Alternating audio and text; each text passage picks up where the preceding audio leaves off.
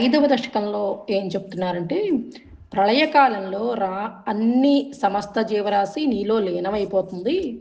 ఆ ప్రళయకాలం గడిచిన తర్వాత నీ మాయతోనే విశ్వ సృష్టి మొత్తం జరుగుతుంది.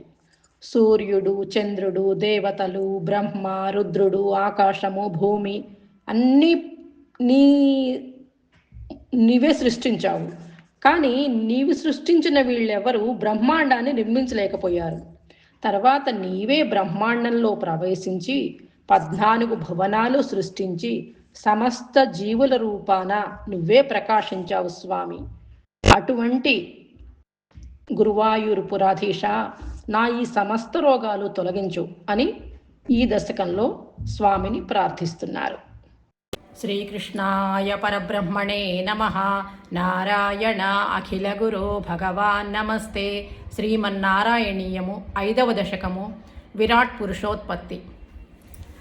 వ్యక్తావ్యక్తమిదం న కించిదభవత్ ప్రాకృత ప్రక్షయే మాయాయాం గుణసామ్యరుద్ధ వికృతౌ త్వయ్యాగతాయాం లయం నో మృత్యుశ్చ తదామృతం చ సమభూన్ నాన్హో నరాత్రే స్థితిః తత్రైకస్త్వమశిష్యధాః కిల పరానంద ప్రకాశాత్మనా కాలః కర్మ గుణాశ్చ జీవనివహాః విశ్వం చ కార్యం విభో చిల్లీలారతిమేయుషి త్వయి తదా నిర్లీనతామాయయుః తేషాం నైవ వదంచ సత్వమయి భోః శక్త్యాత్మనా తిష్ఠతాం నో చేత్ కిం గగన ప్రసూన సదృశాం భూయో భవేత్ సంభవః ఏవం చ ద్విపరార్ధకాల విగతా వీక్షాంసి సృక్షాత్మికాం బిభ్రాణే త్వయి చక్షుభే త్రిభువని భావాయ మాయా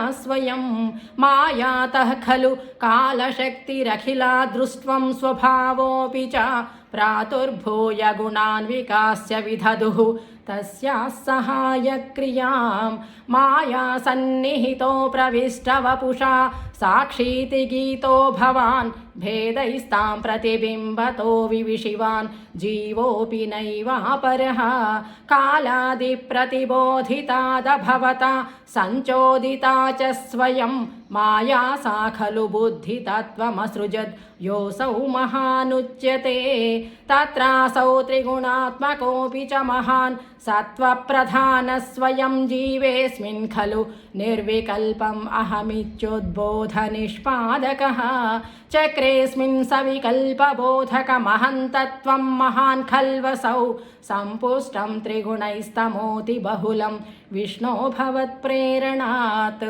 సోహం చ త్రిగుణక్రమాత్ త్రివిధతాం ఆసాద్య వైకారికో భూయస్తైజసతామసావితి భవన్ ఆద్యేన సత్వాత్మనా దేవానింద్రియమాణినో కృత దిశా వాతార్కపాశ్యశ్వినో వహ్నేంద్రాచ్యుతమిత్రకాన్ విధి శ్రీరుద్రశారీరకాన్ భూమన్మానసబుద్ధ్యహంకృతిమిలచ్చిత్తాఖ్యవృత్యన్వితం తచ్చాంతఃకరణం విభో తవ బలాత్ సత్వాంశ ఏవాసృజత్ జాతస్తైజశతో దశేంద్రియగణః తత్తామసాంశాత్ పునః తన్మాత్రం నభసో మరుత్పురపతే శబ్దో జనిత్వద్బలాత్ శబ్దాద్యోమ తతః ససర్జిత విభో స్పర్శం తతో మారుతం తస్మాద్రూపమతో మహోథ చరసం తోయం చ గంధం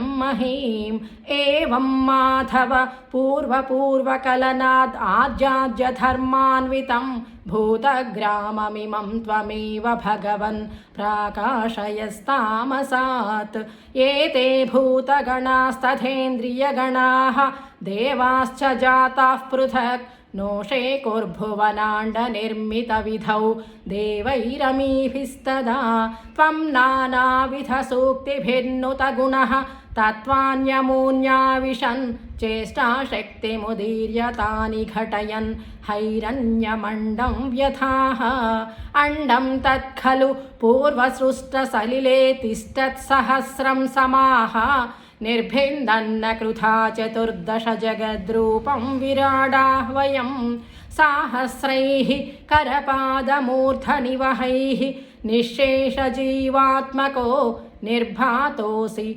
మరుత్పురాధిపసమాం త్రాయస్వ సర్వామయాత్. సర్వత్ర నామ సంకీర్తనం. గోవింద గోవింద. శ్రీకృష్ణాయ పరబ్రహ్మణే నమః. నారాయణ అఖిల గురో భగవాన్ నమస్తే.